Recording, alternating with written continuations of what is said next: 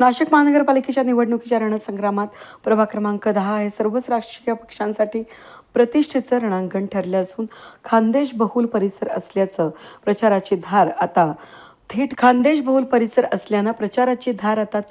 Khandeshi factor भोवती फिरताना दिसतीये.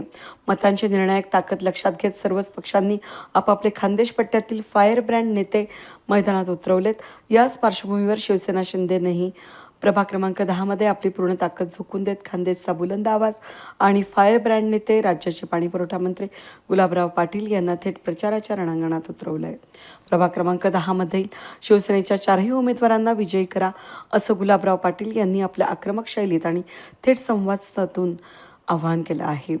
अरे खानदेशवाल्यांना लटकून जा, ही आपल्या अस्तित्वाची लढाई आहे.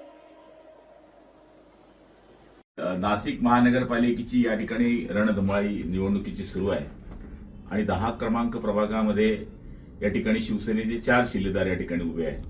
त्याच्यामध्ये अरुणरावजी घुगे असतील किंवा इंदुताई नागरे, पल्लवीताई पाटील आणि नंदूजी जाधव हे 10चे 10 प्रभागामध्ये 4 उमेदवार या ठिकाणी आहे आणि त्यांचा अनुक्रम क्रमांक हा चौघांचा 1 आहे. तर आपण 1 या प्रभागाच्या उमेदवारांच्या समोर जे चिन्ह आहे ते आहे धनुष्यबाण. त्याचं समोरचं बटन दाबून या चौघांना प्रचंड मतांनी विजय करावं आणि नाशिक शहराची सेवा करण्याची 10 क्रमांक मध्ये मागच्या काळातही ज्यावेळेस प्रचार झाला त्यावेळेसही असा प्रचार करण्यात आला की काही लोक या ठिकाणी ऐराणीवर मतं मागतात, समाजावर मतं मागतात. पण बघा, या ठिकाणी ऐराणी असो, मराठी बोलणारा असो किंवा इतर भाषा कोणताही बोलणारा असो, तो नाशिकची सेवा करणारा असला पाहिजे आणि आमचे 4 उमेदवार ही नाशिकची सेवा करणारे आहेत आणि मला खात्री आहे की आपण सगळेजण यांच्या अनुक्रम क्रमांक 1 वर बटन दाबून त्यांना विजयी कराल.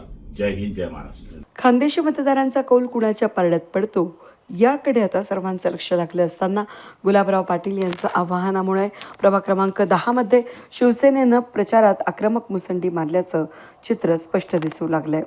वेद न्यूजसाठी प्रतिनिधी कमलाकर तिवडे, सातपूर.